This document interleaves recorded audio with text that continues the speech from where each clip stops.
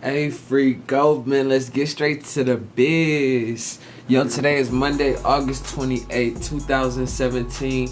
You are now watching the Sierra Network's one and only study tool. You know what I'm saying? Every Monday, we dropping some type of intellectual content that's gonna spread your mind and expand your mind and make you get that brain working for the beginning of the week. Whew. Salad breath, boy. That salad was on point too. Anyway, so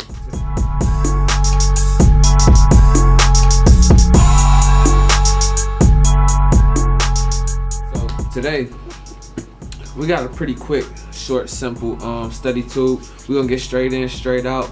Today we're talking about the origins of universal time.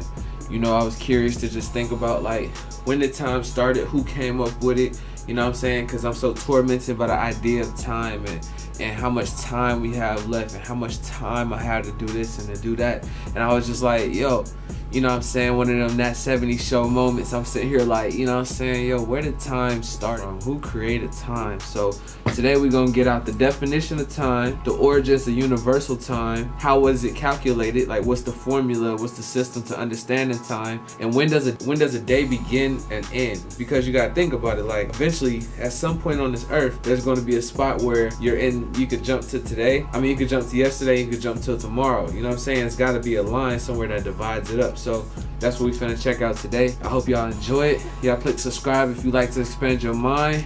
We got new music coming on Fridays, so y'all stay tuned. This is Eric Wolf, and you are watching Study Tool.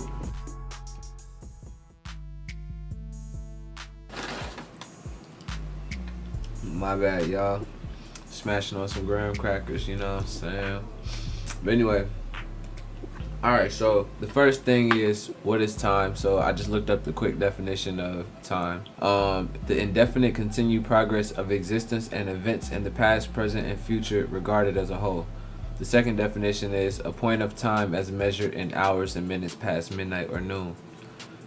Alright, and that's just to get the definition out the way, because the other things are going to tell us how to calculate time zones and everything like that, when time was originated and all of that stuff, but nothing just has like a straight definition of what time is. That's just to get that out the way. Don't mind me. Just eating my graham crackers.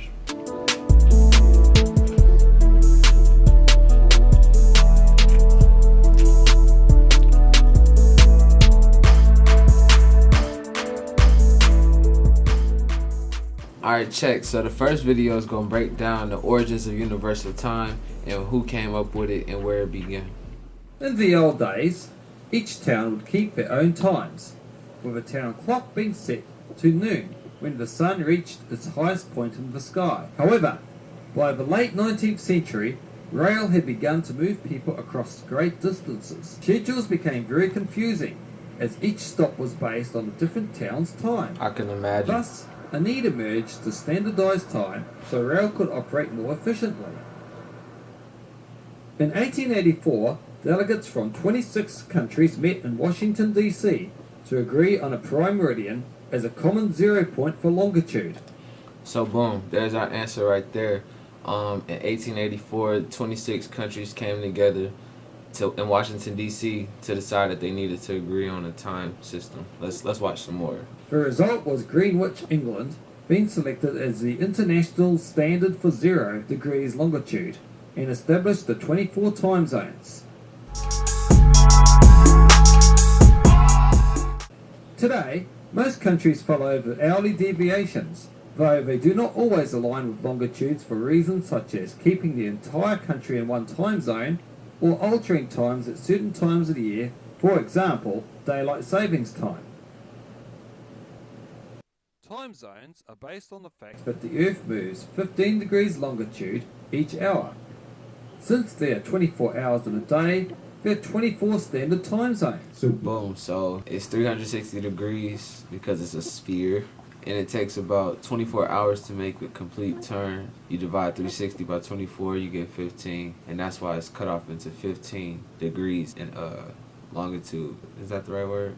Yeah, longitude. Yeah, longitude. Now, I will show you how to calculate time zones. First, determine whether the time zone is in the eastern or western hemisphere. West side. If the time zone is east of the prime meridian, such as Australia, it will be at an earlier time than Greenwich Mean Time, or GMT. If it is west of the prime meridian, such as Canada, it will be a later time. Second, count how many time zones away from Greenwich the location is. From Greenwich. For example, Greenland is one time zone to the west of Greenwich. So I will subtract 1 hour from GMT to determine the time there. Oslo in Norway is one time zone to the east of Greenwich. So I will add just 1 hour to the current Greenwich Mean Time. When counting the number of time zones away a location is, count the time zone your location is in, but do not count the time zone that Greenwich is in. Because that's 0. For example, I will count for Buenos Aires, Argentina. 1, 2, 3, 4. So, if the time is 4:34 GMT, I will subtract 4 hours to find out the time for Buenos Aires.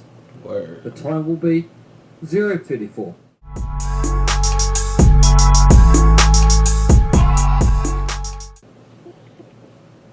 The international date line is an imaginary line lying 180 degrees in the line of longitude on the opposite side of the Earth to the prime meridian. This line separates one calendar day from another. The international date line deviates. So the international date line is what separates one calendar day from another. I never knew that. That's what's up.